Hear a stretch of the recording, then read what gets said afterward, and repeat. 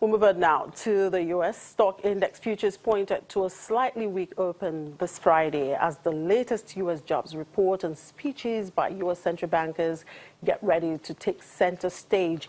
Now, along with the average hourly wages and the unemployment rate data, the latest set of non-farm payrolls data should provide an insight into how the U.S. economy and labor market has been faring as of late, especially with the recent hurricanes that wreaked havoc on the region.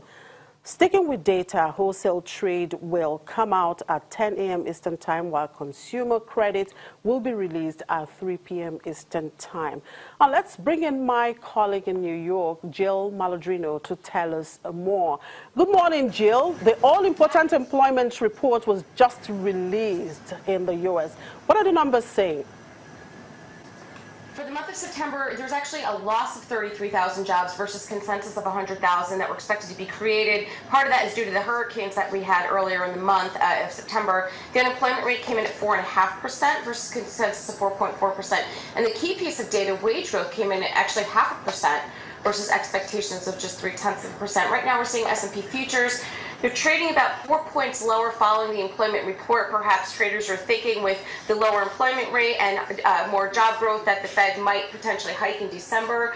Keep in mind that we have 4 Fed speakers on the circuit today as well, and that has the potential to move markets a bit. Traders will be looking for clues regarding a potential rate hike in December, and more importantly, the Fed's process of unwinding the balance sheet from the quantitative easing program.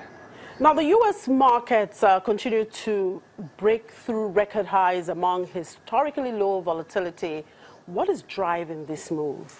Well, the S&P 500 had the most record closes in 20 years with the record intraday highs for the S&P, Dow, and NASDAQ. And here is some of the news that's helping to push markets higher. The House of Representatives passed a budget resolution on Thursday. That's a step that Republican leaders are using to set the stage for an overhaul of the tax code.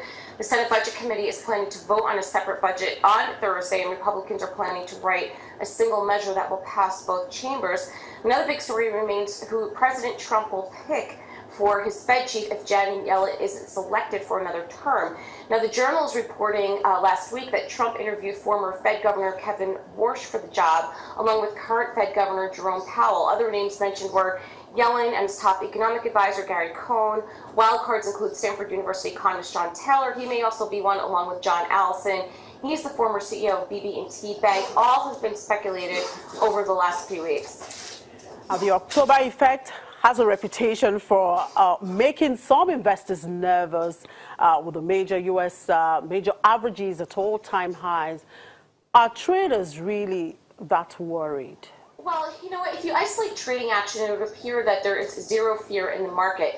LPL Financial, they said in a note yesterday that seasonal statistics suggest that equities are likely to continue higher this month, and it could be a good time to consider implementing seasonal analysis as part of portfolio management planning. But this reaction is on historically low volume. If you just look at trading ranges for the entire month of September, that finished with the S&P 500 in just 0.4% of a range, to the frustration of traders and managers everywhere. It's becoming increasingly difficult to find places to put new money to work at stretched valuations. The anemic volume also suggests to me that many people are afraid to put money to work at these levels, and if anything, I think what we're really seeing is sector rotation.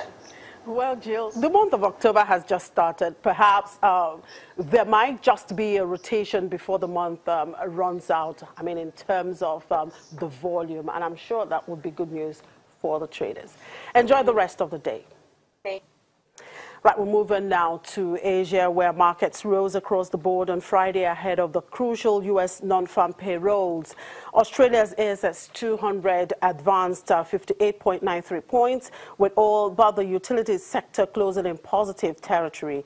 In Japan, the Nikkei 225 closed up 62.15 points, while the Topix index advanced 4.67 points. Hong Kong's Hang Seng Index was up 0.22% in afternoon trade after the market returned to trade following a public holiday on Thursday.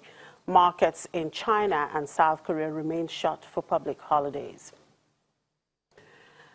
And to other market news back here in Africa, the depository receipts of the African Export-Import Bank has started trading on the stock exchange of Mauritius, with the bank topping the list of issuers in terms of capital raised prior to a listing. This follows the successful close of the private placement, with subscription far in excess of the $100 million minimum. As per regulation, 5,000 depository receipts were listed at an initial price of $4.30 per DR. On Thursday, in a solid day of trading, the DRs closed up 2.3% at $4.40 per DR and a market capitalization of more than $170 million. The listing of the depository receipts represents a big first for Africa's equity capital markets and marks the achievement of a unique initiative on which Afrexim Bank had been working with SBM Group, a leading bank in the financial sector in Mauritius, as lead arranger and depository of the DRS. And Platinum Miner Loanmain PLC expects full-year sales to be slightly above its prior forecast. The company, which is in the process of cutting costs and selling some assets, says it is exploring several initiatives and is currently progressing early-stage discussions with a variety of parties. Loanmain also said it has received consent from its lending banks for its acquisition of interests of Anglo-American Platinum and Northern Platinum in the Pandora JV and expects to complete the deal before the announcement of its full-year results in November. And when we return, the EU indicates interest in Nigeria's ICT market. Details in a moment. Just stay with us.